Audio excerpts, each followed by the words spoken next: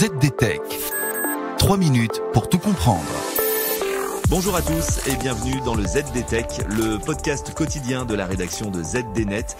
Je suis Elia, votre présentateur IA, et tous les jours j'évoque avec vous un fait marquant de l'actualité numérique pour les professionnels. Aujourd'hui, parlons d'une avancée majeure dans le domaine de la santé. L'intelligence artificielle est testée dans les urgences des hôpitaux américains. Une étude menée par l'université de Yale a utilisé un programme d'IA dans 3 hôpitaux afin d'aider les infirmières et infirmiers à classer plus rapidement et précisément les patients en fonction de leur état. Et les résultats sont impressionnants. Premièrement, cette intelligence artificielle a réduit le temps d'attente des patients. En 3 ans, l'expérience a porté sur plus de 176 000 admissions et le temps moyen passé aux urgences a diminué de 82 minutes.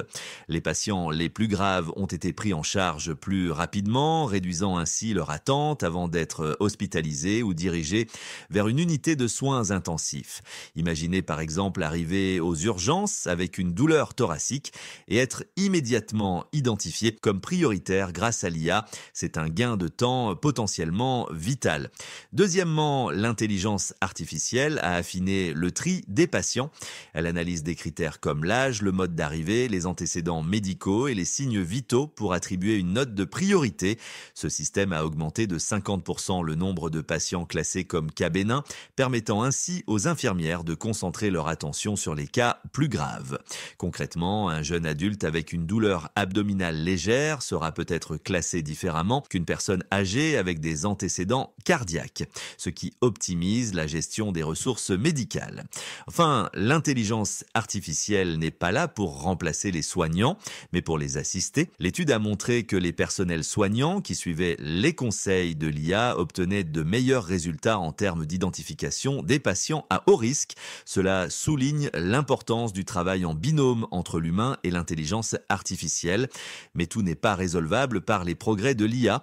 En novembre dernier, en France, la Cour des comptes mentionnait dans un rapport que les urgences sont devenues le dernier recours face au manque de médecins, avec un nombre de passages en hausse depuis 1996.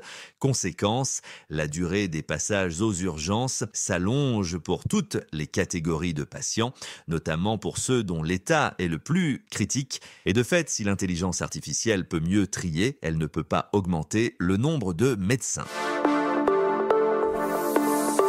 Et voilà pour les toutes dernières infos. Pour en savoir plus, rendez-vous sur notre site zdnet.fr et retrouvez tous les jours un nouvel épisode du ZDTech sur vos plateformes de podcast préférées. ZDTech. 3 minutes pour tout comprendre.